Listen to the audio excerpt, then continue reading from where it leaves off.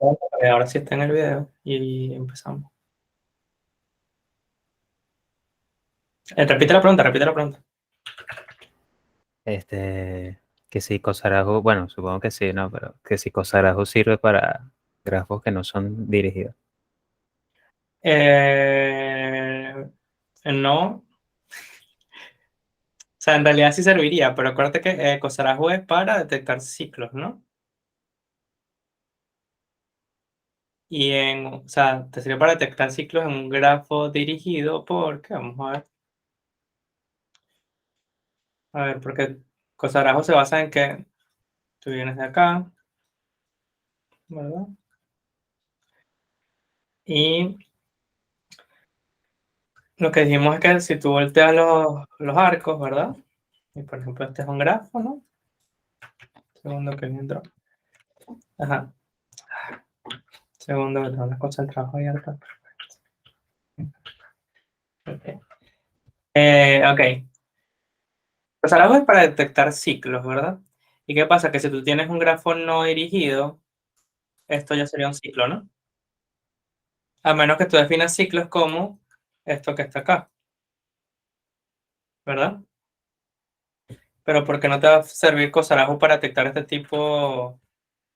O sea, ¿por qué no te va a servir en este caso? Porque cualquier componente conexa, ¿verdad? Cualquier cosa que esté conectada en un grafo no dirigido, como esto ya es un ciclo en teoría, ¿no? Solo que Bueno, depende de la definición que tú le pongas. Por ejemplo, para nosotros un ciclo en un grafo no dirigido, creo que en la teoría lo habíamos definido como que, bueno, no se repiten vértices, ¿no? no sé si soy yo, pero veo como la pantalla que no avanza, pues. Ahora sí. Ahora, ok. Nice. Qué raro eso. Que siempre estoy compartiendo Escalidrón, ¿no? Sí. Sí, qué raro. Sí. Ok. Ok, fino. Lo que me refería era que esto, por ejemplo, es un ciclo en teoría. O sea, todos los nodos son alcanzables de todos los demás, ¿no? Ujú. Ahora, si definimos un ciclo, es que depende de la definición que tú utilices de matemática, porque si tú tienes, bueno, en la teoría, lo que nosotros definimos como un ciclo en la teoría es que los vértices no se repetían, ¿verdad?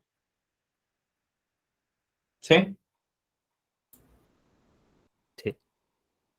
Ok, ahora, ¿qué pasa? Que si tú te lanzas un cosarajo y tienes, por ejemplo, este grafo que está aquí, este que está aquí pertenece o no al ciclo. Pues sí, ¿no? Si no es dirigido. Si no es dirigido, sí, pero claro, como te estoy diciendo, depende de la definición que estemos utilizando. Si por ejemplo, la que yo definía en la teoría es que un ciclo no repite vértices, entonces en teoría este nunca sería parte de un ciclo, Ujú, ujú. porque, o sea, aquí entras y sales o sales y no entras, ¿no? Para no repetir ese vértice, ¿verdad?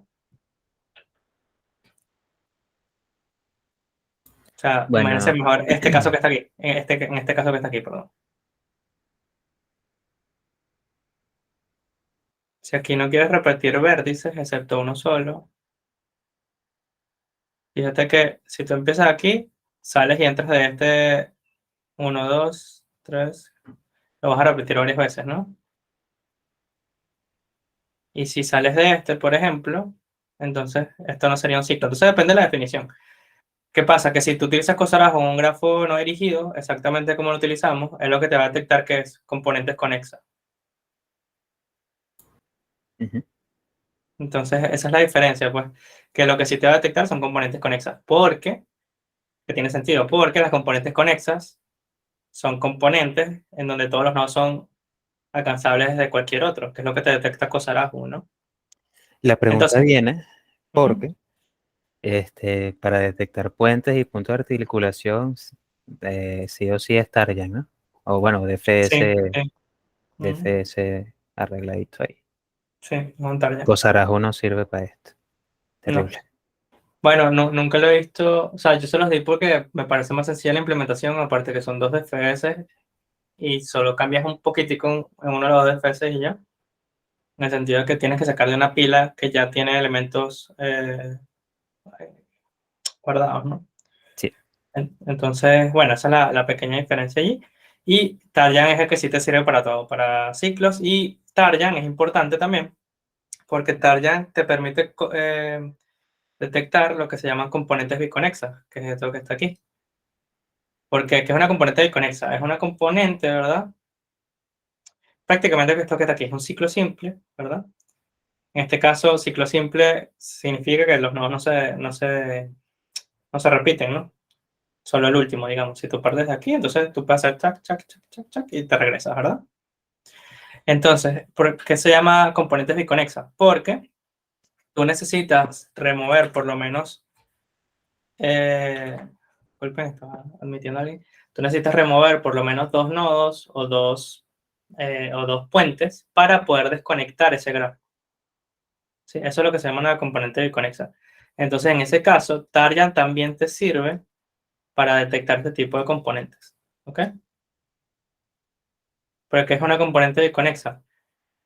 Es una componente como la que te detecta Tarjan, donde no hay ningún puente en ella. Porque si hay un puente tendría que ser una cosa más o menos de este estilo, ¿no? Entonces, quitando este arco, este grafo se desconecta, ¿verdad? Tarjan ya te detecta esto. Porque Tarjan lo que te dice en cada nodo es si tú puedes ir a alguien que estaba por encima de cualquier nodo que está en esta componente. Si en cualquiera de estos nodos no pudiste ir para arriba, ¿no? Entonces tú detectas ¿cómo se llama? Un ciclo en un grafo dirigido. Pero para el caso no dirigido, también te sirve para detectar este tipo de componentes biconexos. Entonces, eso nunca se los di, pero para que lo sepan, sirve para detectar esto. ¿Y por qué te sirve? Porque, bueno, Talia también te sirve para detectar puentes, ¿no? Si te lanzas el recorrido de FS y tú detectas, bueno, en tu árbol de DFS esto es un puente y por debajo de esto no hay un puente, entonces lo que esté por debajo de esto en el árbol de DFS tiene que ser una componente biconexa, ¿no? Sí, Entonces, en ese sentido, el algoritmo Target te permite demasiadas cosas. Te permite, eh, como dijimos antes, detectar ciclos, perdón, detectar componentes conexas, componentes fuertemente conexas, detectar puentes, puntos de articulación en grafos no dirigidos y aparte componentes biconexas en grafos no dirigidos. ¿Ok? o sea, básicamente Tarjan God. Sí, aparte es un solo recorrido de FS, ¿no? Porque el Cosarajo eran dos y este es uno. Entonces sí, tal Django. Ok. Ok. Como verán acá, les puse tres problemas para tener que resolver para la semana que viene. Este no es, esto es spoiler, esto no lo deberían ver. Sorry. Creo que mostré que no era. No, sí, sí mostré que era. Sorry, ya no es spoiler. Eh, ok, están estos tres problemas que les mandé para esta semana.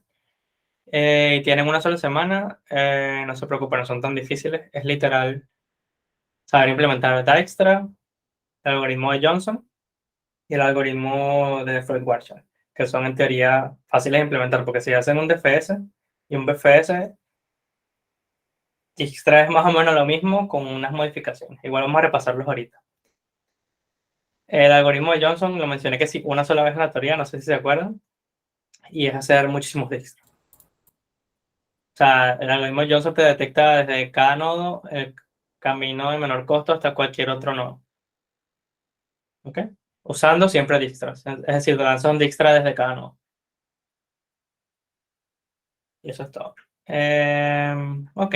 Entonces están estos tres problemas que son para que lo resuelvan esta semana. ¿Ok? Y bueno, la semana que viene hay contest, acuérdense.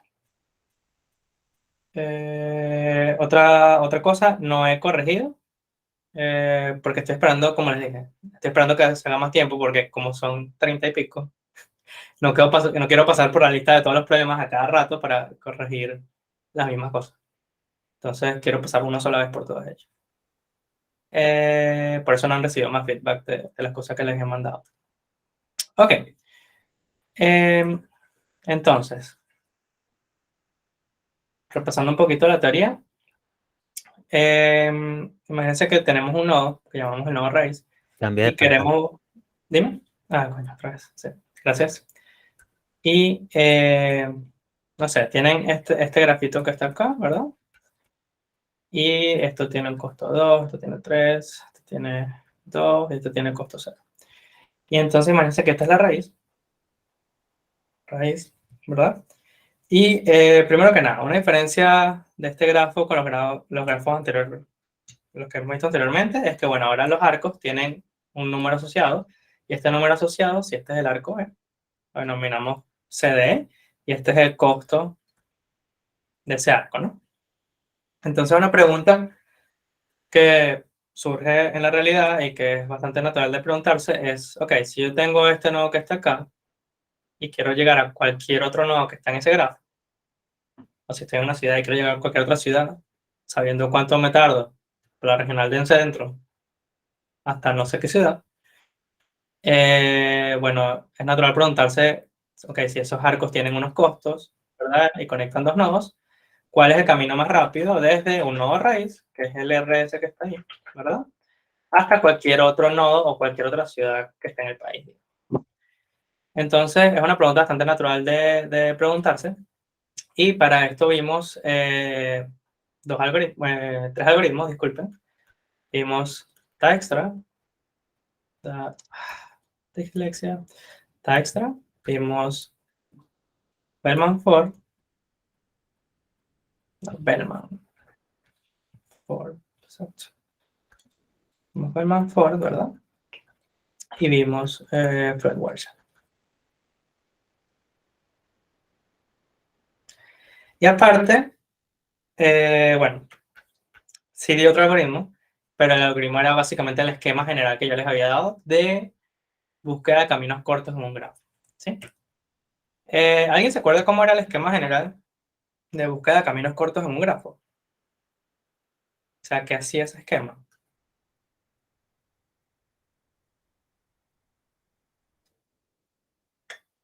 Uy,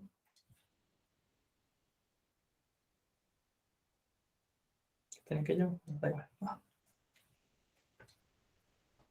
¿Hay Ese es lo, alguno que se o acuerda sea, lo del que venía esquema? antes de Dijkstra. Sí, O sea, pero ¿es para solo recorrer caminos o caminos con costo? yo les había dado, digamos, un algoritmo súper básico que eran como 3 líneas que buscaba caminos a costo mínimo y yo también les di o sea, un ejemplo de por qué ese algoritmo dura tiempo exponencial. Exacto, pero es para costo mínimo, ¿no? Sí, Para caminos, vainas con costo. ujú, desde Pues, una raíz, ¿no? Desde una sola raíz. pues sí, lo habías dicho. Tipo, le Ese asignó. no, Habla, Carlos, habla. o sea, ese no era el algoritmo que teníamos el problema de que, por ejemplo, si nosotros, o sea, recorríamos como hasta el final, si teníamos como una línea recta, e íbamos saltando como de dos en dos para ir actualizando el valor mínimo o sea, el costo mínimo de cada camino. Exacto. Pero ese era el ejemplo que yo les di de por qué el algoritmo era exponencial. ¿Sí? Sí, Estoy interesado, era estoy interesado signo. ahorita en cómo funcionaba el algoritmo. Pues le asignabas que sí a la raíz costo cero Ujú. y a los demás nodos infinito. Entonces lo que ibas haciendo era este, ir Exacto. agarrando, ¿cómo se dice? Los arcos que son adyacentes a la raíz y veías si ese costo era mayor al costo del adyacente más su costo, ¿no? Una cosa así. Algo similar. A ver. Sí, sí, o sea, ibas bien, vas bien. O sea, esto que estaba acá era un valor asociado a cada nodo, ¿sí? Entonces cada nodo tenía un delta, o sea, si este es el nodo B, él tiene un delta de B, ¿verdad? Y esto es igual al camino de costo mínimo encontrado hasta el momento, ¿sí? O sea, el costo del camino a costo mínimo encontrado hasta el momento. Y inicialmente decíamos que, bueno, todos los nodos están a una distancia infinita, ¿sí? Ahora, ¿qué era lo que hacíamos? Lo que hacíamos era un paso que se llamaba relajación, ¿no? ¿Qué es una relajación? Relajación, ¿verdad? Toma un arco y este arco, vamos a asumir que estamos en grafos no dirigidos, Se escribe de la forma v. No, xy mejor, porque ya sabemos la historia del v. ¿Verdad? Y entonces, ¿qué es lo que hace ese paso de relajación? Si el costo de llegar a y, ¿verdad? O sea, si lo que has calculado hasta el momento es mayor o igual a, perdón, es mayor que, ¿vale? Mayor que el costo de llegar hasta x más el costo de, ¿verdad? Eso significa que yo aquí en realidad tengo un mejor camino, que es irme hasta x con el camino que encontré hasta ahora y utilizar el arco E para llegar hasta y, ¿verdad? Y entonces yo actualizaría d de y es igual entonces a d delta de x más el costo de c. ¿Sí? ¿Se acuerdan de este paso de relajación? Sí. Entonces, el algoritmo se basaba prácticamente en esto. O sea, te dan de input, ¿verdad? Un grafo de E, ¿verdad? Y entonces, ¿qué hacía el algoritmo? Hacía delta de la... Ahí te dan una raíz, ¿no? Una raíz perteneciente a B. Hacía delta de la raíz igual a 0 y luego hacía delta de x igual a infinito para todo x en b menos x, ¿no? En b menos la raíz, perdón. O sea, cualquier otro nodo le asignas infinito. Y luego, esto lo que hacía era un while. Parece que relajación retornaba o true o false. En el caso de que él actualizara ese valor de y, entonces él retornaba true, ¿verdad? Y si no, esto retornaba false. Return false. Es decir, no relajó ningún arco. No actualizó ningún costo de nada. De ningún nodo, disculpen. Y entonces este while lo que hacía era, mientras exista un arco perteneciente a los arcos del grafo, ¿verdad?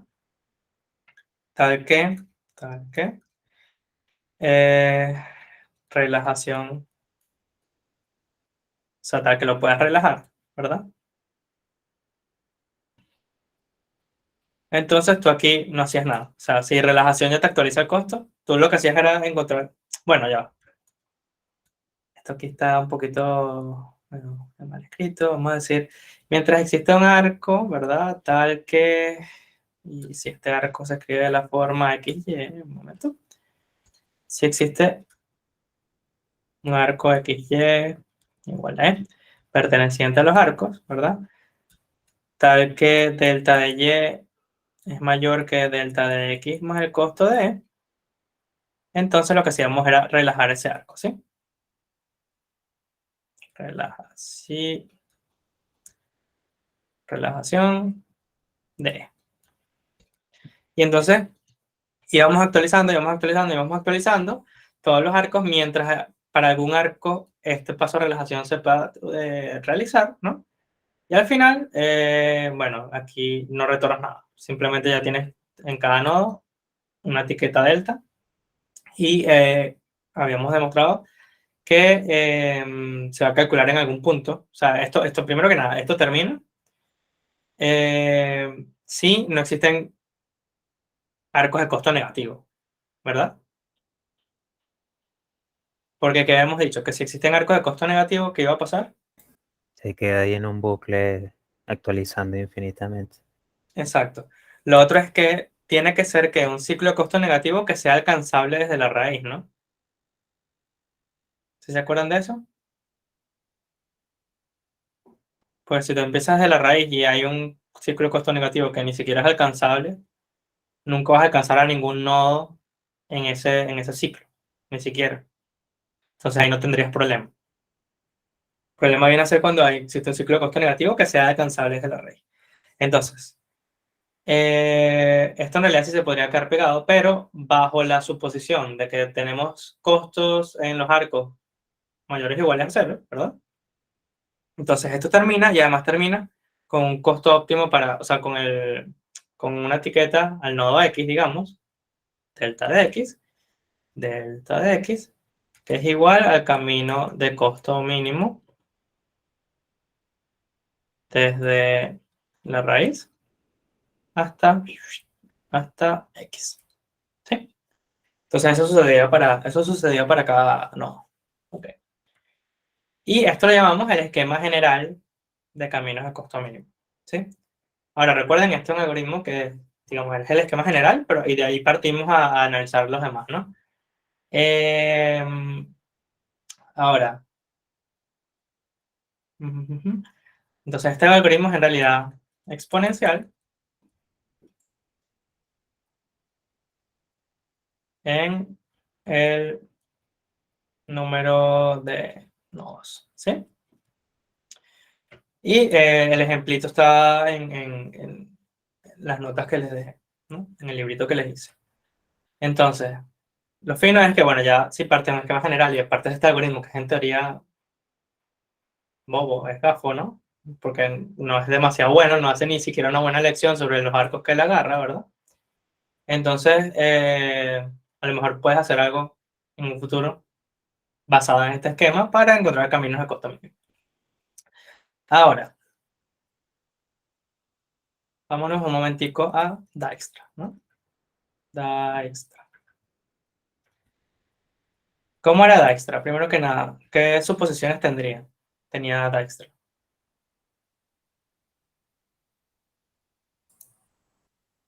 Era aplicar lo mismo, ¿no? Tipo, no podíamos tener costos negativos porque también se quedaba pegado, ¿no?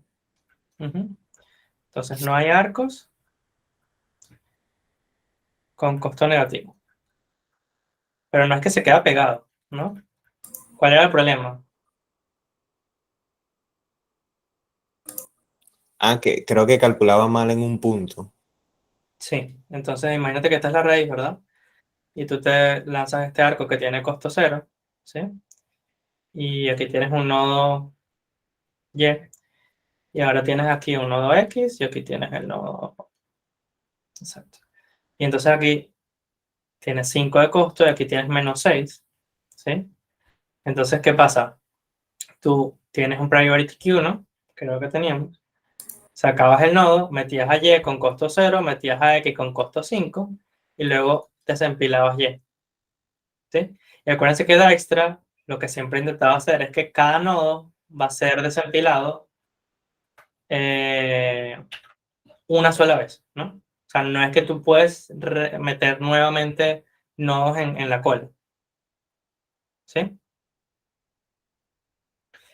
Ahora, ¿qué pasa? Que si ahora yo, o sea, yo tengo la cola, ¿verdad? Tengo la raíz, la saco, meto a Y con costo 0 y meto a X con costo 5. Ahora yo desempilo Y, el priority queue, quito, y bueno, ya tengo entonces que delta de Y es igual a 0. Y entonces ahora yo desempilo X y ahora yo no puedo volver a meter a Y porque ya lo había quitado una sola vez, ¿no? Entonces Dijkstra necesitaba que los costos de los arcos sean mayor o igual a 0. De lo contrario, no calcula bien los caminos a costo mínimo, ¿sí? Y obviamente, si no tienes arco con costo negativo, entonces tampoco vas a tener ciclo de costo negativo. Entonces, por lo menos, Dijkstra ya sabemos que lo tienen que aplicar para grafos con costos no negativos y tienen por lo menos la certeza de que no van a haber ciclos de costo negativo. Pero claro, si lo puedes aplicar o no depende del problema en que estén resolviendo en ese momento, ¿no? Ok, finísimo. Entonces esto es Dijkstra. Y Dijkstra, parece que cada nodo tiene asociado, bueno, el delta, ¿no? Y la cosa funcionaba más o menos así. Entonces este es Dijkstra. Te da un grafo, ¿verdad? Ve, te da una raíz perteneciente a esto. Y lo primero que haces es que delta de x es igual a infinito para todo x perteneciente a b y luego delta de la raíz es igual a 0. Creas un priority queue que se llama Q, ¿verdad? Y Q inicialmente es el nodo R nada más. ¿Sí? Y hacías un while Q no esté vacío, ¿verdad? Esto es puro pseudocódigo, obviamente, no lo estoy haciendo lo más bonito posible. Mientras el priority queue no sea vacío, entonces te agarras a un X y a esto le asignas el top. Donde aquí estamos asumiendo que si agarras el tope, lo popea, ¿ok? Y para cada arco, ¿no? Perteneciente al delta plus, donde, bueno, que la de utilizar delta aquí y delta aquí también, pero este delta plus significaba los arcos que salen desde X, ¿ok? Para cada arco perteneciente al delta plus de X, lo que hacías era, verificaba si el delta, o sea, si este arco se escribe de la forma XY, ¿sí?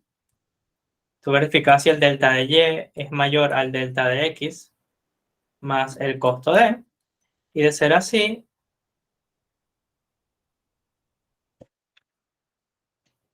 aquí, y de ser así, ¿qué hacíamos? Actualizábamos el delta de Y, ¿verdad? A delta de X más el costo de, ¿sí? ¿Qué detalles de implementación? Cosas que ocurren cuando implementas este algoritmo. Esta actualización del delta, ¿verdad? O sea, este Y podría o no ya estar en el priority queue. O sea, el problema siempre es cómo actualizar bien eso, que lo vamos a poder ver en un ratico si quieres. Ok. Porque la idea es que, ¿qué pasa? Si estás en un priority queue, ¿verdad? Tú no puedes actualizar cualquier elemento. Tú nada más puedes, o sea, tú sabes dónde está ubicado un solo elemento de todo el priority queue, por ejemplo. Pero podrías utilizar otro tipo de estructuras de actos, como un árbol rojo-negro, y eso sí te ayuda más a saber dónde está cada nodo. Y entonces actualizar este delta, ¿verdad? Es más fácil. Pero te toma tiempo logarítmico también. Entonces lo que habíamos dicho era que este algoritmo, ¿cuánto tiempo nos tomaba? Si esto es priority queue y cada operación me toma tiempo logarítmico con el número de nodos que están allí. Ahí no pones lo de Q.push, o sea, hay una punto push porque por lo que dices, ¿no? Sí, exacto, es Ok, detalles de ok. implementación. O sea, esto, aquí, por ejemplo, bueno, déjame quitar acá y puedo poner un mini comentario ahí. Aquí tú pones, bueno, si Y no pertenece a Q, entonces haces Q.push, ¿sí? De Y.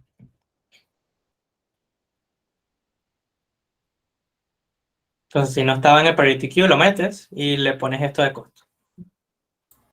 Y el pop iría abajo del for, ¿no? Fue lo que dije inicialmente, que el top lo puse aquí, pero aquí asumí que cuando haces top y Ok, pop al mismo ok. tiempo, ¿sí? O sea, esto,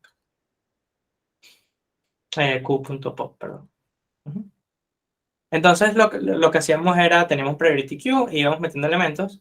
Y bueno, en la teoría demostramos por qué esto se cumple, que este algoritmo calcula bien los costos de los caminos de costo mínimo desde la raíz hasta los demás nodos del grafo, ¿no? ¿Sí?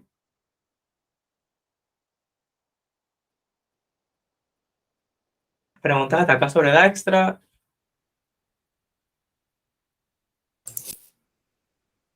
La Han repasado complejidad ya. era número de arcos por logaritmo de base Ujú, 2 del el número de nodos más ujú, el número de nodos por el logaritmo del número de nodos. sí, Ok. Asumiendo que la priority queue toma eso, ¿no? Logaritmo. claro. Asumiendo que estamos utilizando, por ejemplo, un Rojo árbol negro. rojo-negro o... eh, claro, es que el TDA, el tag que nosotros les dimos a ustedes, el tipo de data abstracto que le dimos a ustedes, era un priority queue que en teoría no puede actualizar. Un árbol rojo-negro podrías hacerlo, entonces, sí. Ok. Ujú. Ok, fin, entonces esto es Dijkstra. ¿Alguna pregunta? ¿Alguna otra pregunta acá? Si no, pues será que continúe. Continúa. Fin. Entonces lo siguiente es Bellman-Ford, ¿no?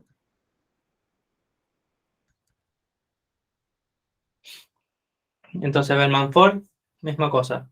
Tienes un grafo, ¿verdad? Este es tu input, es un grafo de la forma B, ¿no? ¿Y qué era lo que Bellman for sí te permitía hacer? Detectar un ciclo negativo. ¿No? Sí, Bellman for detecta, exacto, detecta ciclos negativos, pero no solo eso. ¿Qué otra cosa te permitía hacer Bellman for? Calcular los caminos de costo mínimo desde una fuente, ¿no? Sí, pero ¿qué otra cosa diferenciaba Bellman for de Dijkstra? Que era Bueno, cuadrático. aparte de que el algoritmo es distinto. Eso que dice Miguel, que era cuadrático, ¿no? Define cuadrático. Podría Podría ser ser cuadrático. cuadrático. Bueno, o sea, su tiempo de complejidad es O de B por E, B por E. cuadrático. Ah, Bueno, bueno, puede ser tan grande como B cuadrado, en realidad. eh, ¿Sí? O sea, es cúbico si tiene un grafo completo. Eh, Cúbico en el número de nodos, me refiero. Pero había otra diferencia más. En Dijkstra estamos diciendo que todos los costos tienen costo no negativo. Todos los arcos tienen costo no negativo.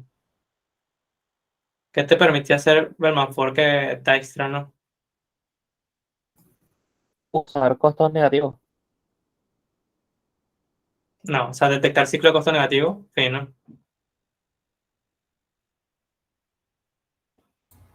O sea, imagínense este grafo que está aquí, ¿verdad? Aquí tienes -2, aquí tienes -3. Aquí pasa algo similar a lo de antes, ¿verdad? Aquí no podemos aplicar Dijkstra, obviamente. Pero Bellman for sí. O sea, Bellman for sí te permite calcular caminos de costo mínimo en un grafo que tengan arcos con costos negativos, pero sin tener ciclos de costo negativo. No necesariamente cuando tienes arcos de costo negativo, tienes ciclos de costo negativo. Este es un ejemplo, ¿no? ¿Sí? repite, repite. O sea, Bellman for detecta ciclo de costo negativo, es verdad. Ciclos de costo. Vamos a agregar aquí de costo. En este grafo que está acá, tú no puedes aplicar Dijkstra, porque tiene arcos con costo negativo, ¿no?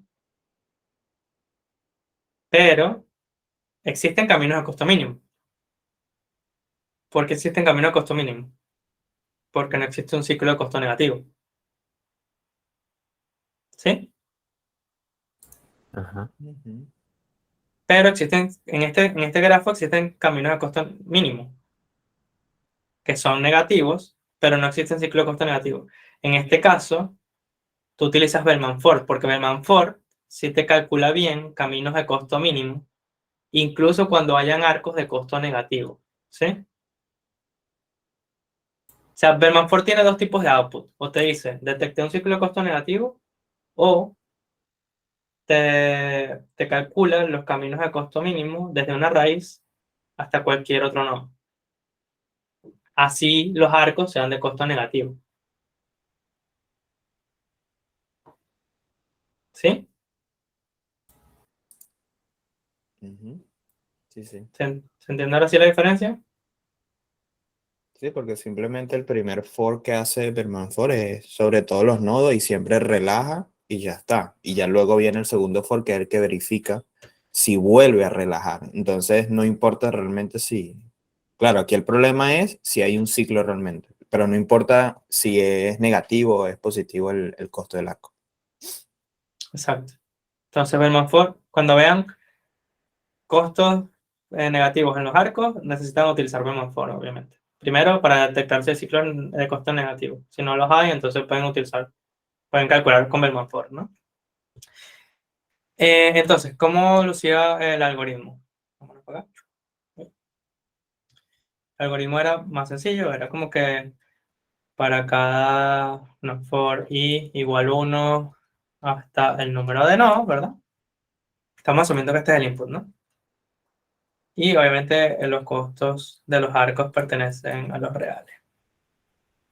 Entonces, fíjense que aquí no está la condición de que tiene que ser mayor o igual a 0, ¿no? Voy a borrar para que sea más claro. Entonces te lanza un for de 1 al número de nodos y ahora te vas por todos los arcos, ¿verdad? Para cada igual a x, y, por ejemplo, perteneciente a los arcos del grafo, lo que haces es relajación de E, ¿no? Y luego aquí no haces nada. Porque lo que dice el Manford es que si tú relajas todos los arcos B veces, tú tienes al final... Ah, bueno, sí hacíamos una cosa acá. Sí, continuamos aquí con otro for aquí. Ya decía yo, la Sí. detección, Wilmer, ¿qué pasó? Sí. Para cada arco, ¿verdad? Si relajas, ¿no? El arco. Entonces aquí retorno ciclo de costo negativo, ¿no? Ahora, pregunta rápida, ¿por qué esto que está aquí, yo sé que me calcula, o sea, para que lo tengan fresco y para que vean que cómo el algoritmo funciona y se acuerden cuando lo vayan a implementar si necesitan implementarlo, si quieren? Porque esto me asegura, ¿qué es lo que hace el Manford o cuál era el invariante que el Manford siempre tenía? O sea, ¿por qué el Manford funciona, en otras palabras?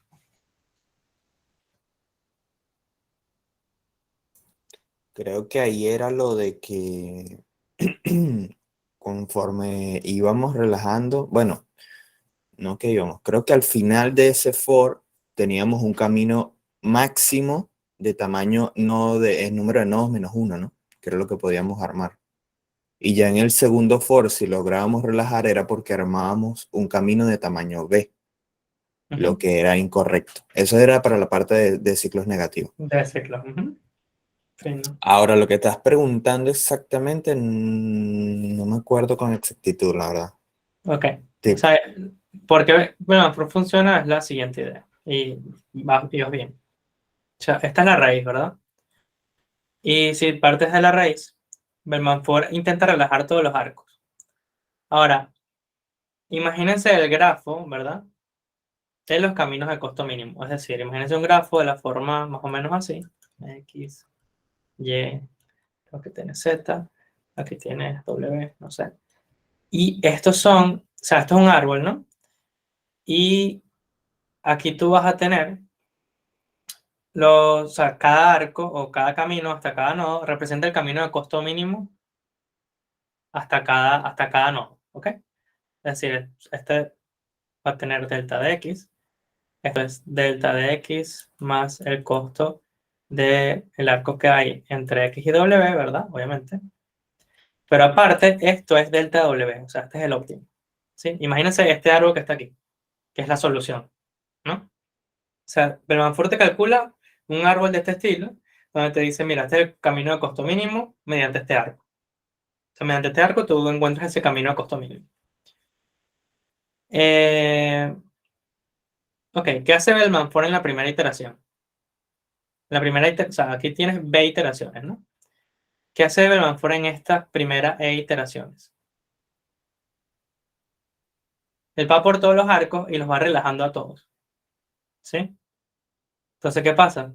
Que en la primera iteración, yo por lo menos voy a calcular bien delta de X y delta de Y. ¿Por qué? Porque X y Y, su camino de costo mínimo está a lo sumo un arco de distancia. O sea, utiliza un solo arco, ¿no? Exacto. Ujú. Entonces, si tú divides este grafo, este árbol que está aquí por capas, o sea, esta es la capa 0, esta es la capa 1, esta es la capa 2, ¿verdad? Entonces, lo que hace Bellman-Ford es, inicialmente, mi camino de costo mínimo está bien calculado para R, porque no existe un ciclo de costo negativo, supuestamente. Luego, yo relajo todos los arcos que salen de R, entonces si yo los relajo, yo por lo menos voy a encontrar un nodo o todos los nodos que están en esta capa 1, ¿verdad? Y los voy a actualizar de manera correcta. En el siguiente for este aquí, cuando y es igual a 3, perdón, a 2, ahora yo calculo bien los caminos de costo mínimo hasta todos los arcos que están en la segunda, a todos los nodos que están en la segunda capa. Y así sucesivamente. Entonces, lo que te hace el for es que si tú tienes un camino de costo mínimo, ¿verdad? Imagínense que este es R y existe un camino de costo mínimo en ese grafo, ¿verdad? Que hace, no sé, que tiene tres niveles, ¿verdad? Y este es X. Entonces, ¿qué es lo que hace? En el primer for, ¿verdad? Cuando x igual a 1, se lanza un for por todos los arcos y por lo menos este camino de costo mínimo lo va a poder calcular bien. ¿Sí? Ahora, en el siguiente for, cuando x igual a 2, se lanza un for por todos los arcos y va a encontrar este arco en algún punto. Y ahora él va a calcular bien el delta para este nodo, ¿verdad? Entonces ahora todo este camino va a estar bien calculado. Y luego cuando x igual a 3, entonces todo este camino va a estar bien calculado. ¿Sí? Ya me acordé. Sí. Y funciona de esa manera. Ok, esa es la idea general de la prueba. Y lo otro era que durante la prueba decíamos que si tú tienes un nodito y pasas por varios nodos y este es X, y este camino de costo mínimo está X, cada subcamino, ¿verdad? Es un camino de costo mínimo también, ¿verdad? O sea, esto es un camino de costo mínimo hasta Y. Esto es un camino de costo mínimo hasta Z. De lo contrario, si hubiera otro camino, yo me voy por ese otro camino, llego hasta Z, y me voy hasta X, y ese sería un mejor camino que consideramos inicialmente, lo cual está fácil, porque asumimos que era un camino de costo mínimo. Entonces esa era la idea en general, ¿sí? Partíamos de esta idea y de la idea de las capitas. Fino. Bueno, eso es todo Bellman for. Obviamente la complejidad está, o sea, estos dos for que están acá es complejidad O de por E, ¿no? Y esto es lo que le da toda la complejidad a Bellman for, porque este es un solo for de tiempo O de E. ¿Sí? Entonces ahí no hay más nada que ver. Ok, nos falta un algoritmo por repasar, que es el de Floyd-Warshall, ¿no? Ok. ¿Para qué servía el algoritmo de Floyd-Warshall? ¿Alguien se acuerda? Este, Ese este era sí. para... No, no, te doy los honores. Adelante, joven. No, no, no, de primera. Este era para lo de, en este caso estamos calculando todos los algoritmos anteriores, era para desde una raíz hasta Ujú, cualquier nodo. Floyd ujú. Warshall era para todo par de nodos del grafo. En este caso, todo el mundo Exacto, contra todo el mundo. exacto, mínimo desde cada nodo. O cualquier otro nodo. ¿Sí? ¿Y cuál era la idea de Floyd-Warshall?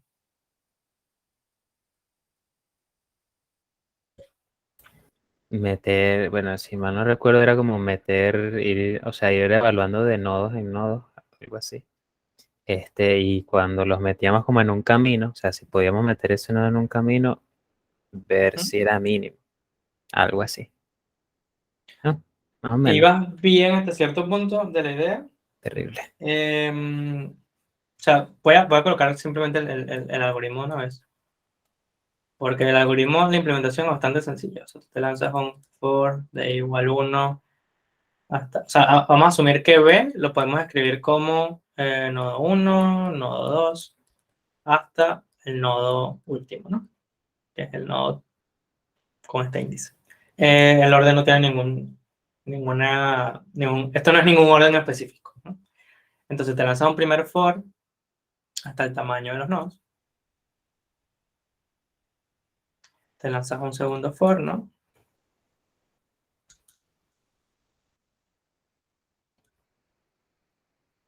Y te lanzas un tercer for.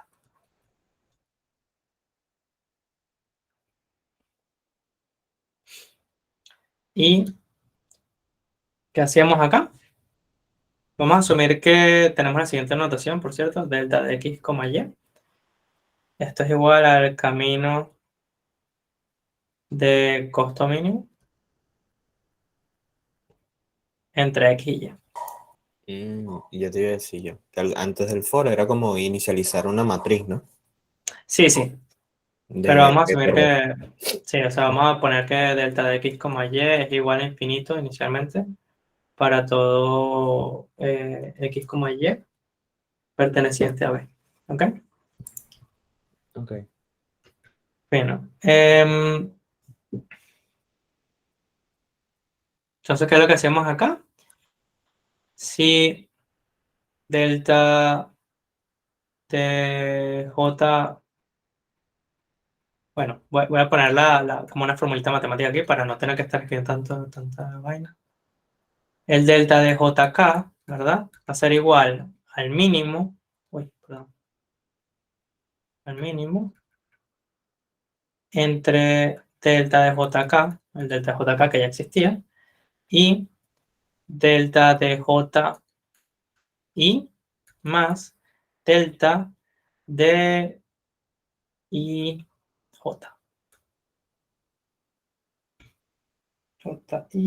Perdón, desde I hasta acá. Y obviamente me faltó una cosita aquí, que es que... ay, coño, qué fastidio. Ok, aquí me faltó delta de x, y es igual al costo del arco entre ellos, ¿sí? Ok, esto se ve horrible.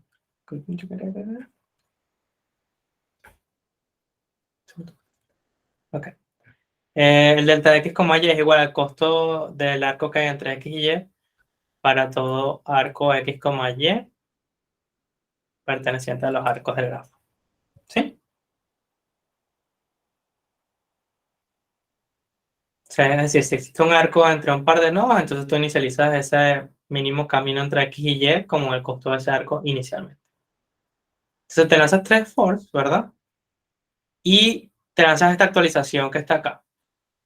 Y se acuerdan que era, o sea, está la demostración de Floyd Warshall, pero también indica por qué Floyd Warshall funciona y cuál era la idea.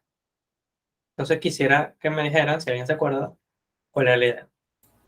Porque es importante también para entender cuándo lo implementan, ¿no?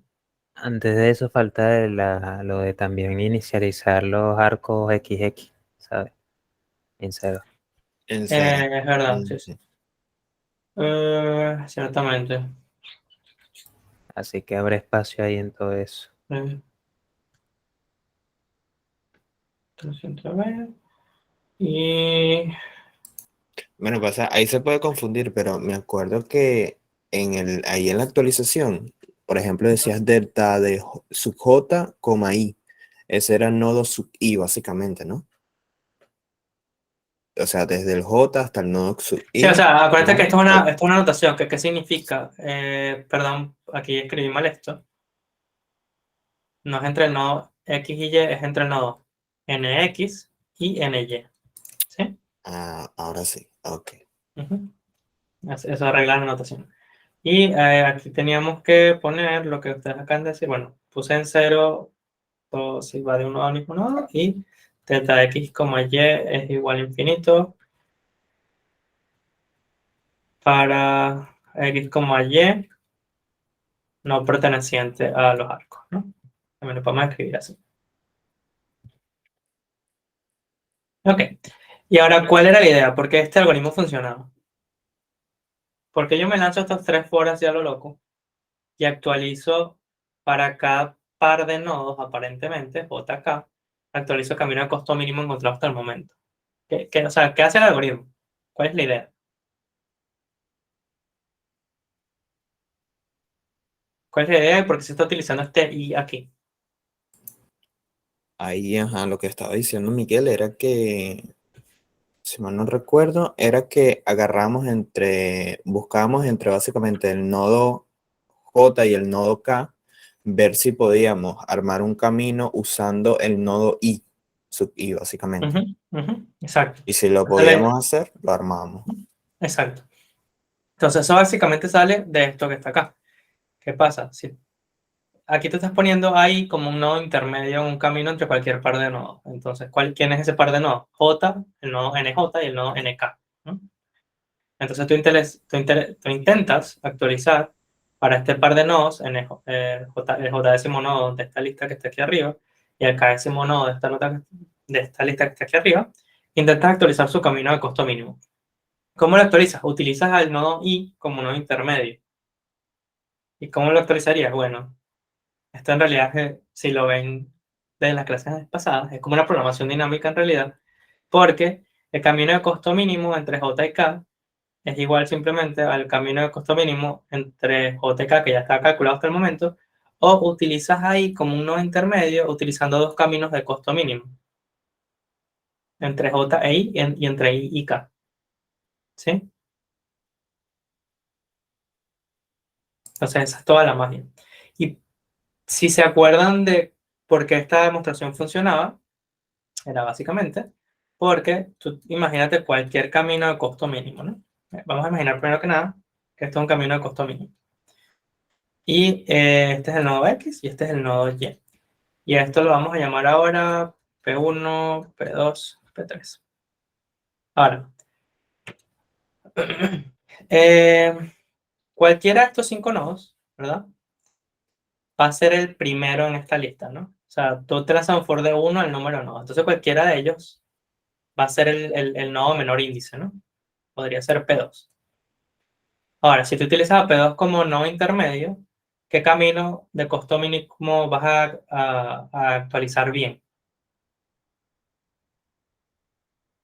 Utilizando a P2 como nodo intermedio. Si P2 es el primer, o sea, si lanzando de este for de 1 al número de nodos, ¿no? Este es el Entre primero, P1 y P3, ¿no? exacto. Entonces, cuando tú agarras P2, entonces delta de P1, P3, exacto. Estos son los índices de los nodos, disculpen. O sea, esto es NX, NP1, NP2, NP3 y NY. Entonces, delta P1, P2 va a estar calculado, perdón, delta P1, P3 va a estar calculado bien inicialmente, ¿sí? Cuando agarras a P2. Porque estamos asumiendo que P2 es el primero que vino en esa lista que no tiene ningún orden específico. Entonces ahora delta P1, P3 va a estar calculado bien. Ahora fíjense que el for sigue, ¿no? Y ahora en algún punto viene o P1 o viene P3. Si viene P1, ¿qué voy a calcular ahora yo de manera correcta? Entre NX y NP2. Bueno, Casi. O sea, sí, eso lo vas a actualizar bien. O sea, vas a calcular bien, tienes razón, porque P2 ha pasado ya. ¿Sí? Vas a actualizar bien delta de X y P2, pero hay otro más. ¿Qué otro vas a calcular bien? Entre NX y P3. Exacto. claro, ¿Sí? ok. ¿Por qué? Porque si tú utilizas a P1 como una intermedio, entonces en estos dos for que están aquí adentro, en algún punto vas a tener a X y a P3. Y entonces si tú utilizas a NP1 como no intermedio, es el mínimo entre el camino de X a P1, que está bien calculado porque es un solo arco, y el camino entre P1 y P3. ¿Sí? Y ahora ya asumimos que pasó este, ya asumimos que pasó este. Puede pasar en X en algún momento, en este caso no nos interesa, y en algún punto vamos a llegar y tener a NP3, ¿no? Y ahora lo que tú vas a actualizar bien va a ser delta de XY. ¿Sí? Entonces esa es básicamente la idea de FluidWatch. No tiene ningún otro misticismo. ¿Bien hasta acá? ¿O tienen preguntas?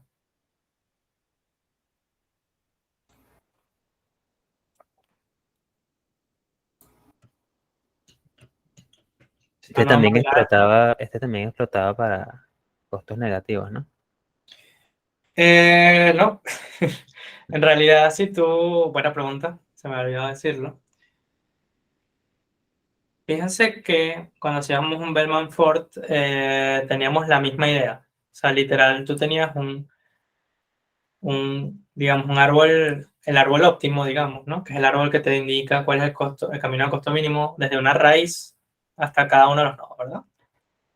Y esto iba creciendo por niveles, ¿verdad? Esto es exactamente lo mismo. Esto hace exactamente lo mismo. Ahora, lo que no puede hacer es calcular el camino al costo mínimo Ciclo en negativo. un grafo con ciclo El ciclo negativo. negativo no, Exacto. porque el Entonces, si costo tú vas mínimo a... sería, ¿Mm? o sea, el problema con este algoritmo con los ciclos negativos es que nunca podrías calcular un costo mínimo porque el costo mínimo sería entrar en ese ciclo infinitas veces. Pero para todo lo Exacto. demás sí puede tener costos negativos porque al principio, la idea es que tú partes desde el primer nodo y luego vas simplemente metiendo otro nodo y vas calculando para todos los nodos los nuevos costos mínimos para todos los nodos. Y así Ujú. sucesivamente hasta que llega al final del grafo. Exacto. Entonces, si yo tengo un grafo con costos negativos, ¿qué tengo que hacer? Me lanzo primero un Bellman-Ford, ¿verdad? Un chequeo, exacto. Te lanzas un Bellman-Ford para chequear que no haya un ciclo de costos negativos. Si no los hay, luego si te lanzas el algoritmo que acabamos de escribir, Freud-Warshall, ¿sí? Este paso es E por B y este paso es B cubo. Que fíjense que esto es mejor que lanzarte B Bellman-Ford, ¿no? Porque es la otra cosa que podrías utilizar, ¿no? Pues esto sería B cuadrado por E. ¿Sí? ¿Bien hasta acá? Ya, ¿cuál dijiste que es mejor?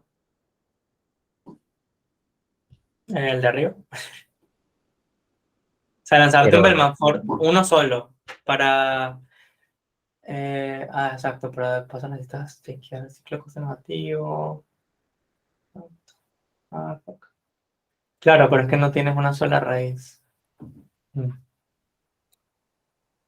Yo creo que en realidad te puedes hacer un Floyd-Warshall y luego chequear que no tengas un ciclo, una relajación. Mm. A ver. pero, este,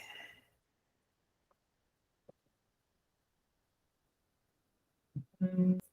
Creo que en realidad tienes que hacer un Floyd-Warshall. O sea, te puedes hacer un Floyd-Warshall. Sí, uno solo, ¿no? Por el mismo argumento que había dicho anteriormente. Porque si Sí. relajamos al final, armamos un camino de tamaño B, lo cual no es válido ni siquiera para el Floyd Warshall, pues. Mm. Sí, exacto, sí, sí se puede, sí se puede. Entonces, ni siquiera, no necesitarías ni siquiera el Bellman-Ford acá. O sea, el Bellman-Ford tendría sentido si tienes un grafo no muy denso, porque entonces podrías detectar el ciclo más rápido y te haces skip de este paso, ¿no? Pero te puedes lanzar un solo Floyd Warshall y ver si existe alguna relajación en cualquier arco, ¿sí? tú dices que ahí bueno, Ujú. el Floyd Warshall entonces es mejor porque es posible que el conjunto de nodo de arcos sea mayor, ¿no? A ver, No, o sea, o, lo que estaba diciendo acá es que, a ver, tú puedes lanzarte B veces Bellman-Ford para calcular el camino de costo mínimo de cualquier nodo a cualquier otro nodo, ¿sí? ujú. Pero mejor te lanzas un solo Floyd Warshall para calcular esos caminos, ¿sí? Por eso, pero el Floyd Warshall entonces ve al cubo, pero el otro entonces ve Ujú. al cuadrado por E. Tú Sí. dices que digo que el Floyd Warshall es mejor, ¿verdad? Hacer lo que ve Bellman Ah, Ford. si tú tienes un grafo conexo, ya E sería mayor o igual al número de nodos, ¿no?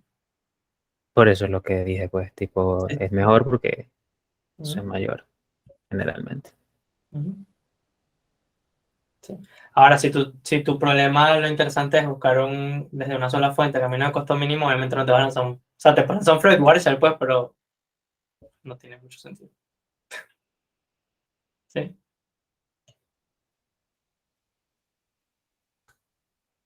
Ujú,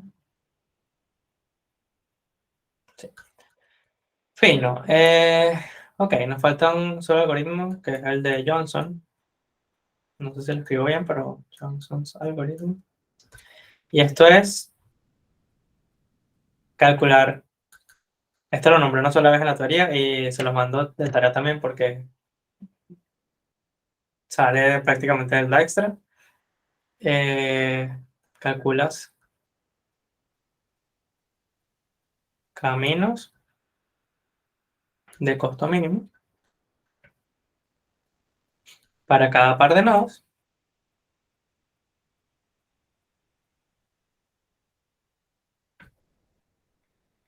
eh, Donde el costo de cada nodo es mayor o igual a cero. ¿Qué haces acá? Para igual 1 hasta número de nodos, te lanzas un Dijkstra desde NI. ¿Sí? Y así tú te calculas, obviamente te estoy dando el limitante de que los arcos tienen costo mayor o igual a cero, entonces, bueno, te puedes lanzar un Dijkstra rapidito. ¿Sí? Y ya. Y obviamente este algoritmo me tomaría tiempo, ¿ve? Por log de B.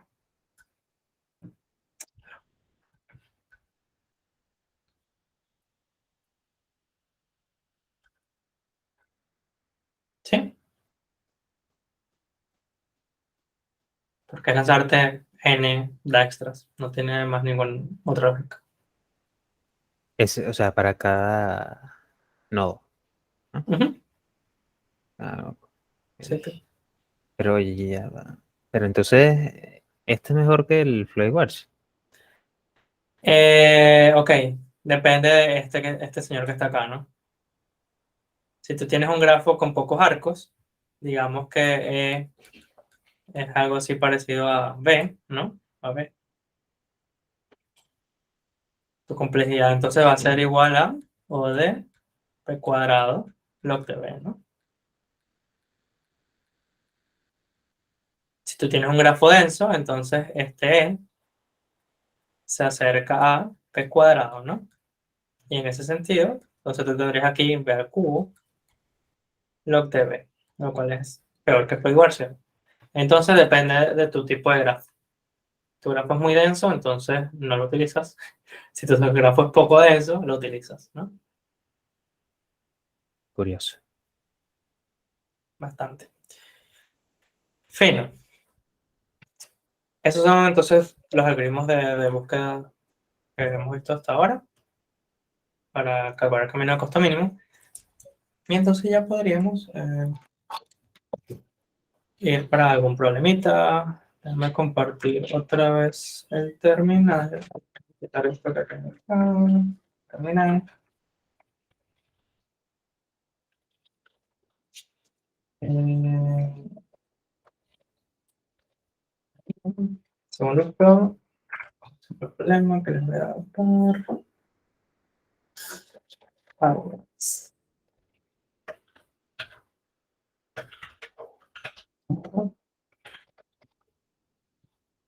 Ok. Bueno, está la lista de problemas, ¿no? Y es el siguiente. Simplemente, literal, implementar Dijkstra. No tiene más ningún otro sentido. Eh, ¿Lo vas a hacer con Priority Queue o con rojo negro? es que el set es el que está en un árbol rojo negro. Lo va a hacer con un set, con un árbol rojo negro. O sea, en C++ el set es un árbol rojo negro. Ah, bueno, sí va. Entonces, bueno, ¿cuál es el problema? Te da un conjunto de ciudades. Te dice que es un grafo bidireccional. O sea, cada calle es bidireccional, conecta a dos ciudades. Y te dan un tiempo de viaje entre ambos, ¿no?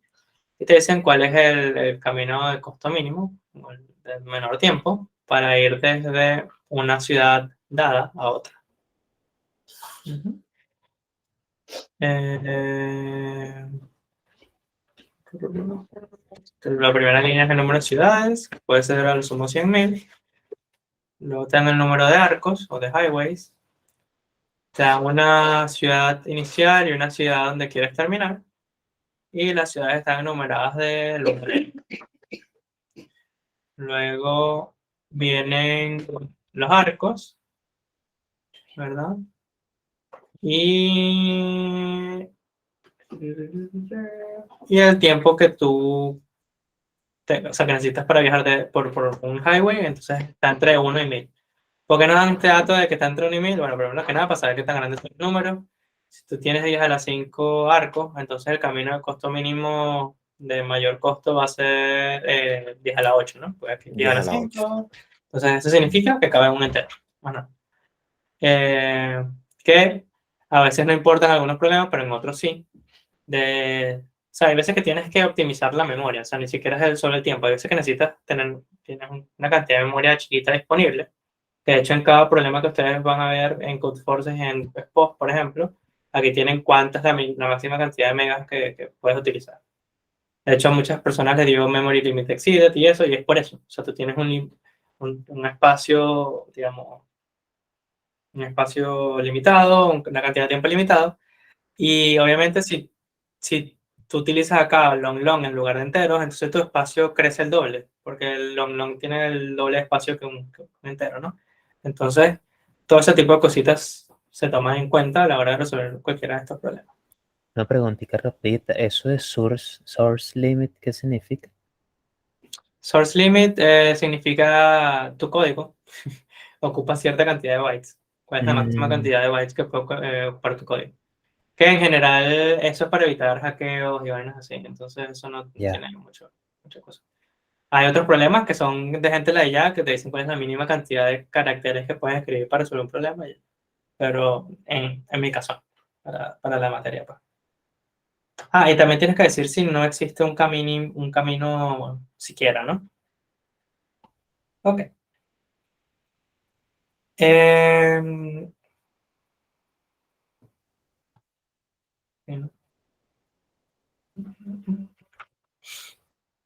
ok, entonces, tengo que compartir el terminal, obviamente, pero no me sirve de nada. Eh, sí. Avísame más o menos en si se ve o no. Sí, se Está ve. bello. Sí, ok. Chévere. Entonces, por cierto, ¿cuántos casos hay? Segundo.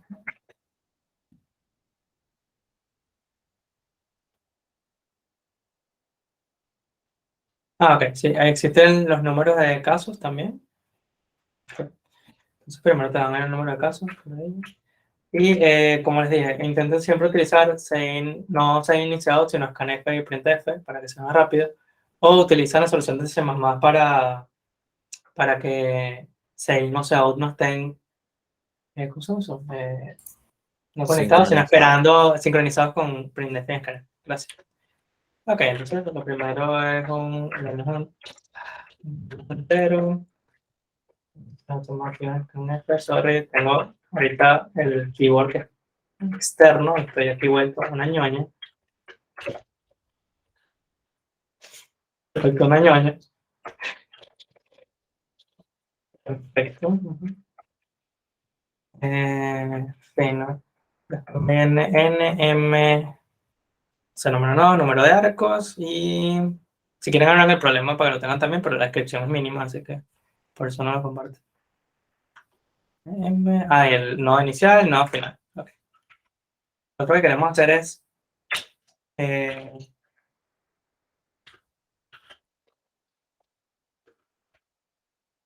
delta, ¿no? Y tenemos también máximo n, que es igual a 1 a 5, que siempre le pongo 10 a la 5 más 10 por maricara. Y, ok, este es el delta. ¿Qué tal otro necesito? Así. N, M, no inicial, que lo vamos a llamar raíz, digamos. Y, por cierto, no estoy utilizando la librería que hicimos, pero bueno. Es que no tengo Hecho, tampoco mal demasiado hecho. tiempo. Ah, mal hecho, muy mal hecho. De hecho, estaría finísimo porque lo que hago es agregar arcos y ya. No lo utilizo, no puedo utilizar. A ver, la stamina la tengo, entonces, mira. Ajá. Esta es la computadora del trabajo que no sé dónde la tengo ni siquiera. Aquí una pregunta ya fuera del tema. ¿En tu vida laboral has llegado a utilizar algún algoritmo de esto? En Ay, general, no, ninguno, nada. por ahora no. F. De hecho, hay un proyecto en el que sí iba a tener que utilizar cosas así, pero de hecho de geometría, porque tenían que ver eran carreras de bicicletas en Dinamarca y necesitabas tener la posición de la gente en tiempo real y había veces que perdías la posición, entonces por geometría veía más o menos cuál era el camino por donde él iba, entonces era un poquito similar a resolver este tipo de problemas. Pero no me tocó ese proyecto, así que no puedo. F. Pero en general necesitas este tipo de conocimientos matemáticos y eso porque cuando tú vas a implementar algo, tú implementas cosas con librerías que normalmente ya están hechas. Entonces, tú necesitas saber qué cosa es eficiente, qué cosa no es eficiente y es conocimiento que tienes que tener y no todo programador, si hay un programador que no haya pasado por ninguna base de algoritmos, pues qué carajo va a saber, ¿no? Claro, claro. Entonces, en ese sentido es necesario.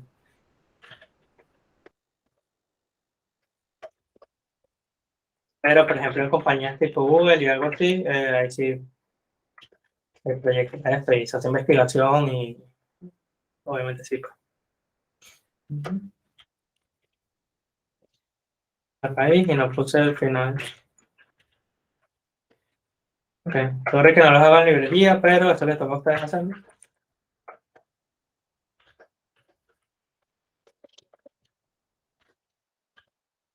Ok, lo otro es que nos dan las cosas indexadas. Entonces yo, como siempre les digo, recomiendo hacerlo ser indexado. Siempre se me hace más fácil hacerlo así por algún motivo. Ok, entonces ahora nos van a dar M arcos y con copos también. Entonces, vamos a hacer la captura aquí. Sí, ok.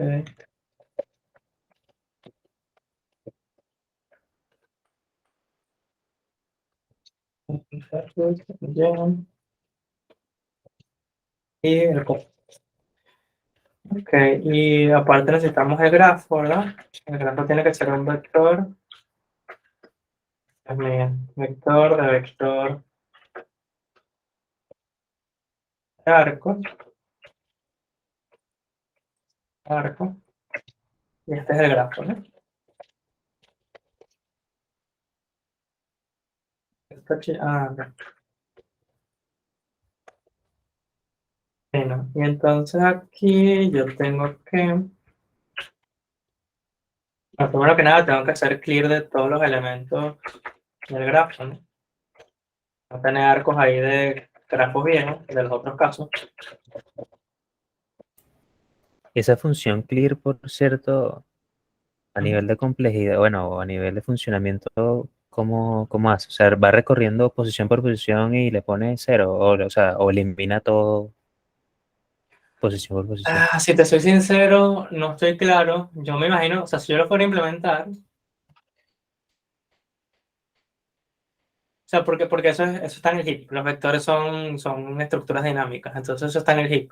Si yo lo fuera a implementar, yo te diría, yo como lo implementaría sería que tomara tiempo constante, que dejo la memoria y todavía, o sea, depende de qué tamaño tiene es el vector. Si el vector es muy grande, entonces lo mejor sería que liberar memoria.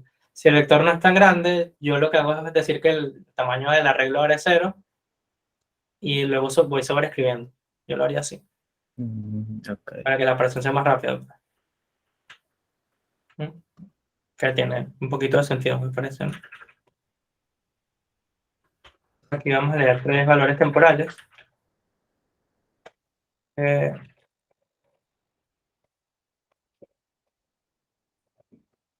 ya, uno, dos, tres. No pongan los nombres de las variables así en el context ni nada, por favor. Bueno, no, en el context es más flexible. Tiene menos tiempo, pues. Ok, y a T1. T1 es el nodo donde sale el arco, T2 el otro nodo. Acuérdense que esto es bidireccional, ¿no? Entonces tengo que pushear dos arcos. En G de T1 hago pushback.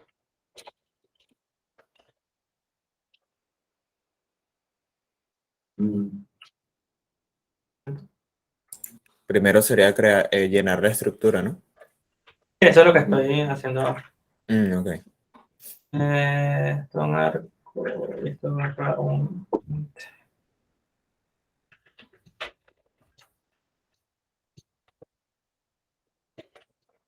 Aquí a X le asigno XX, a Y le asigno Y y a el costo le asigno X. Verifico que esa vaina funcione porque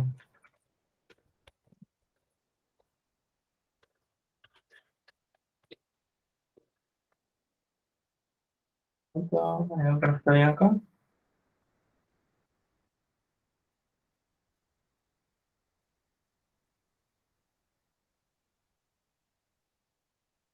GT1, pushback.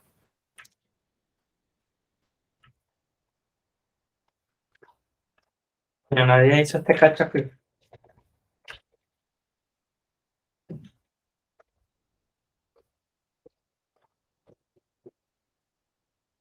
Entonces ya tenemos el grafito hecho. Y luego lo siguiente entonces va a ser, lo lanzamos un Dijkstra, ¿no? Desde la raíz. Y luego verifico si delta... ¿Dónde está? Ok. Si delta de... bueno, primero que nada, ¿no? Escribimos infinito.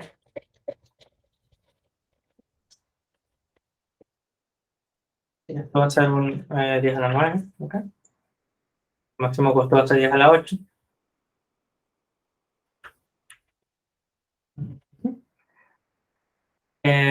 Extra R, si delta de el nodo al que quiero llegar, que es F, es igual a infinito, entonces, ¿qué hacemos acá? Tenemos que hacer un printf de nodo, ¿no?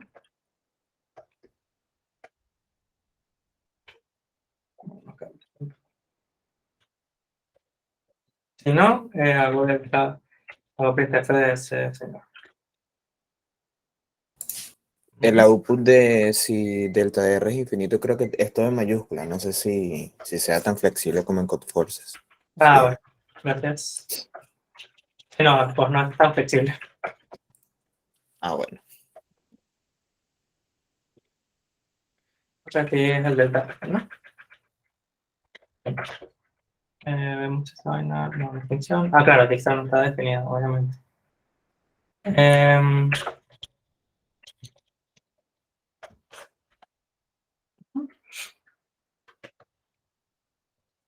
Imagino que la raíz está ahí, entonces delta de la raíz es igual a 0, inicialmente, ¿no? Por... Bueno,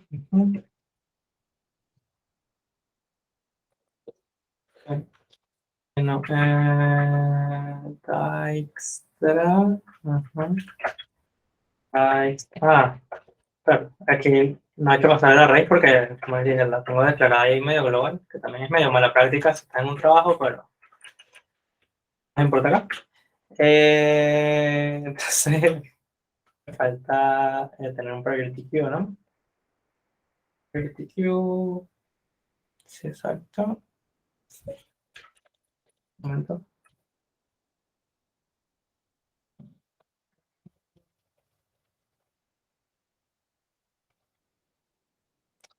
Exacto. Un momentito.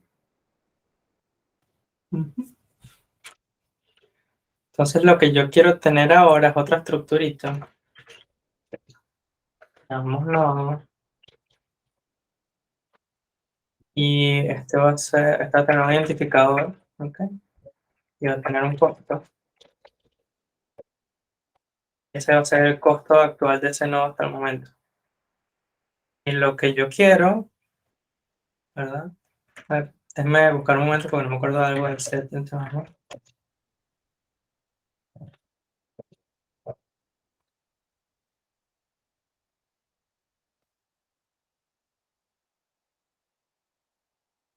Si mal no recuerdo, tú puedes agarrar el mínimo elemento o el primero de todo un set de C++ en tiempo logarítmico, que ese es el que yo les estaba diciendo todo el tiempo que debería poder ser, debería ser fácil de encontrar. Eh,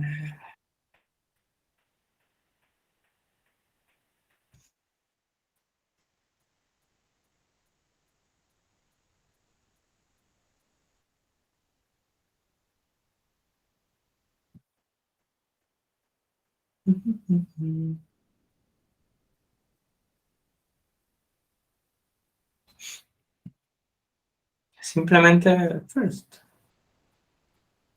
Segundo. Por eso es importante saberse las librerías de los lenguajes. ¿No? ¿Por qué es que no lo quieres hacer con un Priority Queue? Porque el Priority Queue no te permite sacar elementos. O sea, si lo hacen, les va a servir. Pero no. La cosa es que vas a tener el mismo nodo pusheado varias veces en un Priority Queue. Con diferentes costos. ¿Sí me explico? O sea, si quieres, vamos a implementarlo. Y lo del set se lo dejo de tarea. Porque el set lo que tienes es que encontrar el primer elemento. Vamos a hacerlo de la manera que estoy diciendo.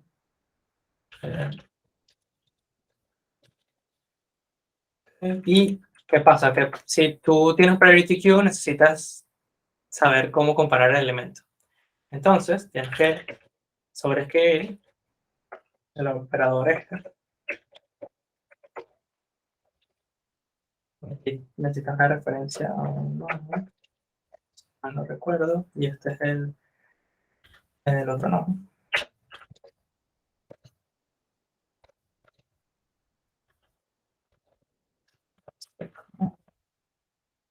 Constante, sí.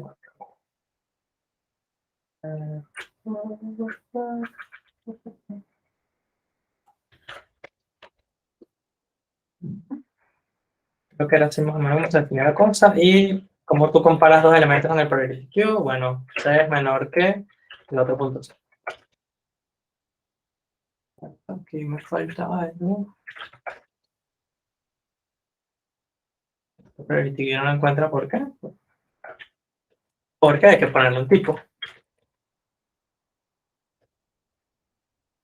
Entonces, para que sepan, esto que hice acá abajo es una redefinición para mi estructura nodo del menor que. Porque cuando ustedes crean un struct o una clase, no existen formas por default de cómo comparar esas clases. ¿Ok? Entonces ustedes tienen que definirlo. Entonces aquí lo que les estoy diciendo es, si un nodo tiene cierto costo, entonces es menor que otro nodo, pero llame otro para que sea más legible, si su costo es menor que el del otro. Entonces esto es necesario. Entonces, lo otro que necesito hacer acá es, probablemente,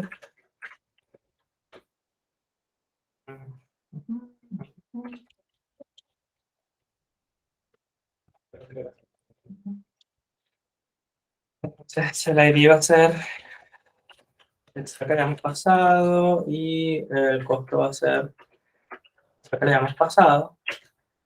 Y cruzando los dedos para que de verdad la implementación sí pase en el primer intento en POF.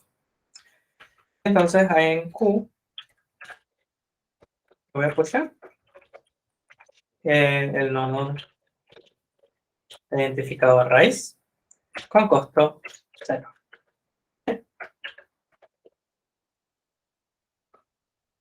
Y ahora, ¿qué hace Dijkstra? Bueno, mientras no sea vacía, la pieza pilar.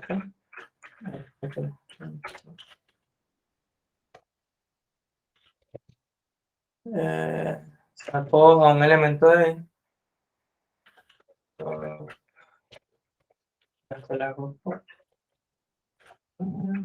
vamos bien equipo. A ver, esto compila con la versión que tengo acá.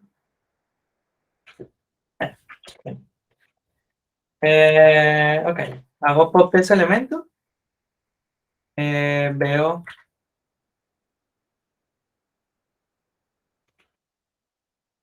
quiero tener un booleano, ¿okay? Para saber si ya yo copié ese elemento o no. Porque, ¿qué pasa? Si ya yo Este es el problema que tienes con utilizar un priority queue. Como les dije, si utilizas un priority queue, vas a meter el mismo nodo varias veces en el priority queue. Pero si lo metes varias veces, a ti te interesa nada más la primera vez que lo sacas. ¿Sí? Sacas el priority queue. Entonces, bueno, existe una forma de detectar esto en realidad. Una es... Ah, no necesito esto. No sé. Si delta de x es igual a x.costo, es decir, el costo que tiene ese nodo, entonces significa que es el nodo de menor costo que yo he sacado con ese ID, ¿no? Entonces esto es x.id, disculpa. Si el delta de ese nodo es exactamente igual al nodo que estoy sacando en este momento, entonces si me hago el cálculo. Entonces, vamos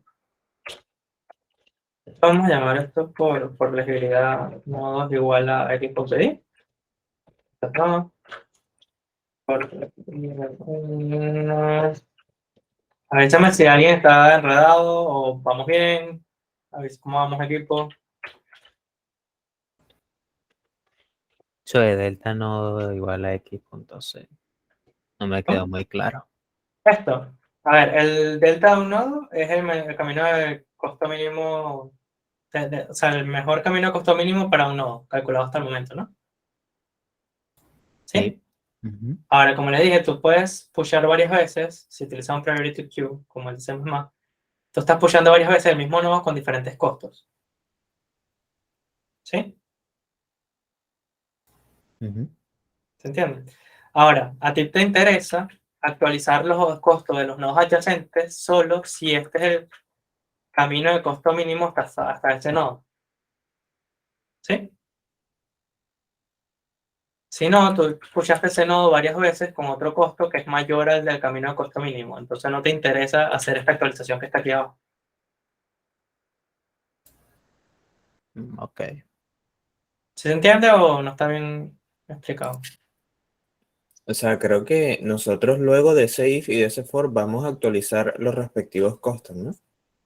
Entonces ahí es como luego cuando tú lo haces el top, es que te das cuenta si son iguales o no son iguales, ¿no? Claro, pero Tipo, ¿qué pasa? Imagínate que tú tienes un nodo Y, ¿verdad?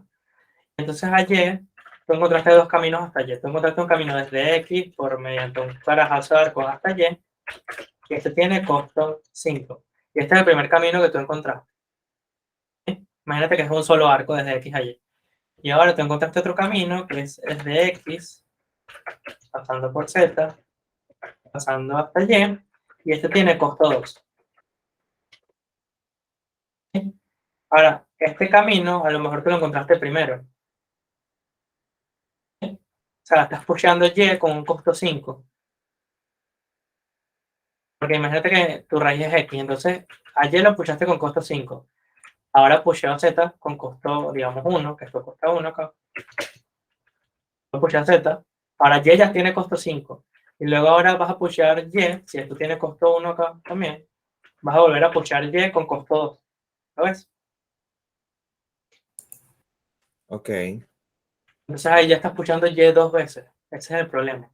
Y el segundo push no me interesa realmente porque ya en la primera parte salió, ¿no? Exacto. Entonces, ¿cómo Ok. yo sé que, que este push no es el primero? ¿Cómo sé que este push no es el push que tiene costo mínimo? Bueno, porque si en algún momento pushaste Y con costo 2, entonces pushaste un nodo, ¿verdad? Con este costo, ¿no? Con el costo de delta calculado hasta ahí, hasta allí. ¿Sí? Ok. Ok. Entonces esa es la verificación. No sé si este algoritmo vaya a pasar, como les dije, porque el priority queue no está tan bueno. Es mejor lanzarse a veces un set y verificar que de verdad pushes una sola vez el mismo nodo. ¿Ok? Respecto a eso, yo estaba revisando aquí y encontré una paginita de Stack Overflow y solamente, o sea, no es una función, si es algo que implementan, o sea, se implementa para encontrar el mínimo y el máximo de un set, pero es para entero. Entonces nosotros es para nodos, tipo de estructura nodo, ¿no? También se puede. O sea, una vez que, fíjate que lo que necesitas para el set es lo mismo que yo definí acá arriba, el operador menor que. Si tú defines un operador menor que, entonces ya tienes el set gratis, el priority queue gratis y toda la librería. Ok. Ujú. Ok, entonces aquí nos vamos por todos los adyacentes, vemos quién es Y, que es el adyacente al nodo, ¿verdad? Número 1. Y este es en realidad el ID, porque los arcos tienen, ¿no fue que tenía arco? Tiene X, Y y Z. Ah, perdón, es el Y del arco. Es el Y del arco. Ok. Ahora, yo verifico si delta de Y es menor que delta del nodo, más estoy separado, más el costo de ese arco, que es G subnodo y punto C. Entonces, ¿qué hacemos acá? Actualizo el delta y pusheo el Y, ¿verdad? Otro mejor delta para mí. Entonces, eso va a ser igual a delta del nodo más G del nodo. Uy, del nodo más, perdón, G del nodo sub I. Punto C. Y aquí, ahora sí me lanzo el push. Bueno, acá. Ok. Q.push.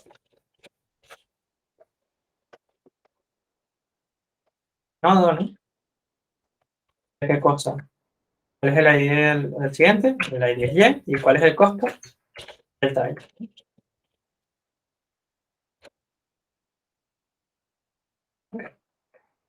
Esto en algún punto termina, bla, bla, bla.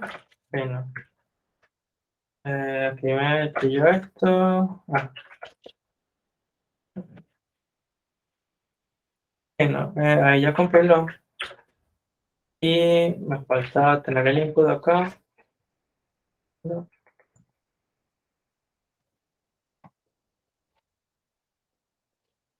Es el input de la cosa. Ahí voy con el input no. Y no, perfecto. A ver, delta le rige 0, hago push no, R, y costo 0, exacto. Top, hago pop.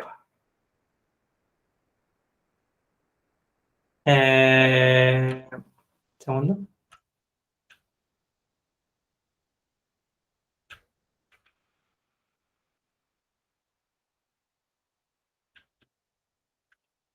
Si mal no recuerdo, el priority que estaba implementado al revés. Como que el mayor elemento es el que se ponga primero. Eso, por un lado. Ah, sí. Tienes que darle a min heap. Pero así también te sirve con el mayor que. Ok. Y porque esto no me está calculando un carajo. A ver. Hago extra.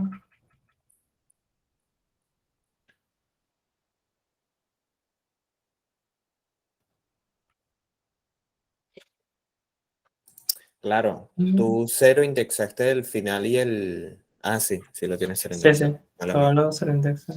Ah, exacto, el R y el. Sí, sí. Esto también. Este uno.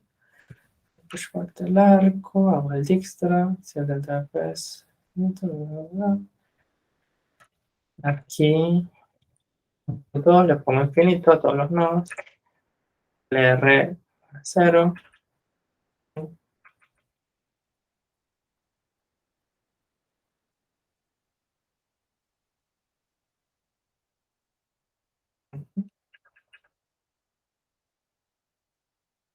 Delta del nodo es igual a x.6. Entonces, de hecho, solo por probar algo, entra por poder. Entra una sola vez, en ambos casos. Porque aquí hay una condición que está mal entonces. Esta.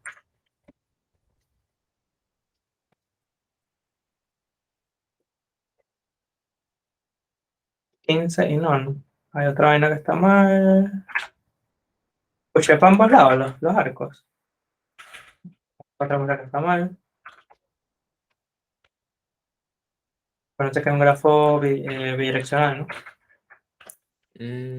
Ok, cierto. Ahí sí está. 11. Fino. Ahora sí. Eh, A ver, como les dije, puede ser que no nos dé aceptado y la tarea entonces, ya que esto es parte de la tarea, sí. Como esto es parte de la tarea, les tocaría a ustedes implementarlo con un set donde no estén push compilation error. What? No se ve la pantalla. Pero Sí, sí, tranquilo. a juro tiene que ser un set. Lo que pasa es que con el set te permite quitar elementos en tiempo logarítmico. El priority queue no, ¿sabes? O sea, en teoría con el priority queue también estás a salvo. Un momentico, cuando no entiendo. What?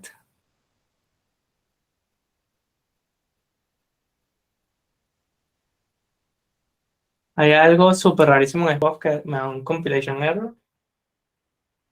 Entonces estoy utilizando un compilador que no es. O hay algo que pasa en Mac que te autocompleta vainas. Lo cual es más ladilla todavía. A ver, ¿qué compilador tengo yo acá?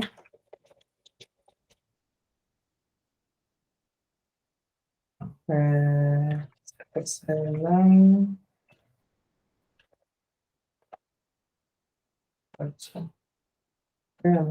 Celan 14, ¿con qué es ese?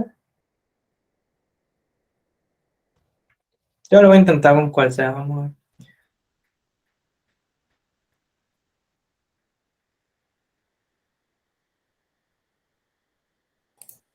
Yo lo Ya, intento siempre ya, con el último. ¿cómo? C++ 14, GCC 8.3. Eso es lo Ahí que- ya está corriendo. Entonces, vamos a ver. No, esto no, esto. Ah, aceptado, fino. Entonces con Priority Queue también le sirve. Fino. Pero era lo que les comentaba. Si ustedes tienen un grafo muy denso, lo que van a tener, lo que va a pasar es que a lo mejor, bueno, no sé si es muy denso. Ese por un tipo específico de grafo, porque cuando es muy denso, sí, a lo mejor si es muy denso, estás pusheando muchas cosas. Yo creo que si es muy denso, puedes pushear demasiadas veces un mismo nodo. Entonces, cuando pusheas demasiadas veces un mismo nodo, la memoria te va a crecer demasiado para el priority queue. ¿Sí? Porque, ¿qué pasa? Esta aserción que hacíamos por acá, esto que está acá, ¿verdad?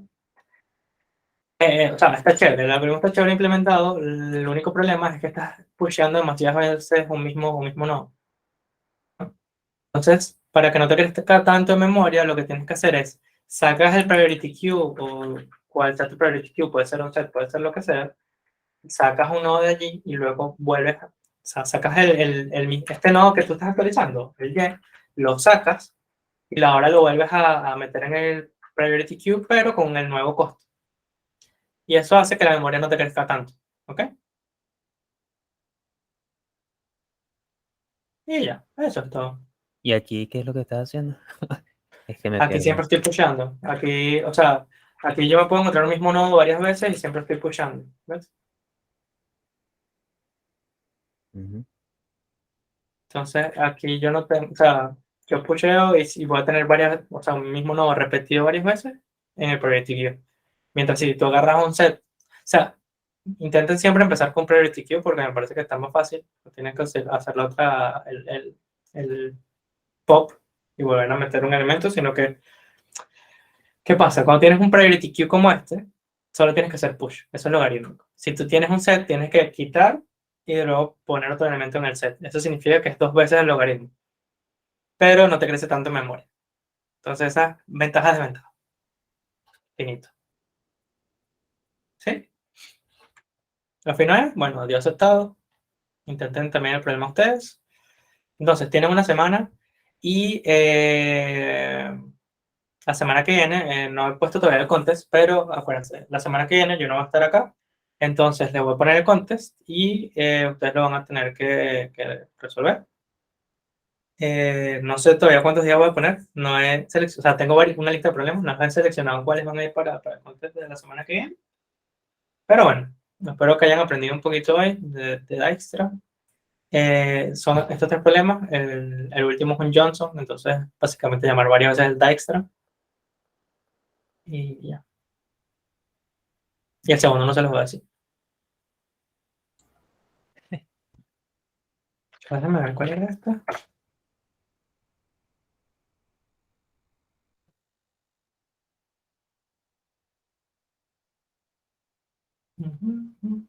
Ok. Fin. Entonces, bueno, espero que hayan aprendido algo, que les haya gustado la clase y nos veríamos entonces las caras en 2 semanas. Si tienen preguntas sobre el contest, que no creo que hayan, porque bueno, yo creo que los statements en Codeforce normalmente están bastante claros, pero si tienen alguna, escriban por WhatsApp y en lo que yo lea al teléfono les responderé. ¿Ok? Y los problemas vienen, o sea, repasen la teoría. Fino. Está bien. Entonces, bueno, gente, nos vemos en 2 semanitas y espero que les vaya bien en el contest. Échenle pichón, implementen su Dijkstra. Como ven, fueron como 15 minuticos, 20 minuticos cuando uno sabe las cosas. Entonces, tómense su tiempo, implementenlos en lo que ustedes puedan y entonces nos vemos pronto. TQM. Te cuento, te cuento. Sí, va, Wilmer. Bueno, cualquier cosa te puedo preguntar sobre la implementación del set, ¿no? Sí, sí, me manda sobre todo las preguntas por el grupo. Si es una pregunta en la Dale. que todos pueden aprender, compártelo. Sí, va, Me sirve, porque ese no me acuerdo nada. Fino, fino. dale. Activo. Chao. Vale, nos vemos la clase que viene, pues.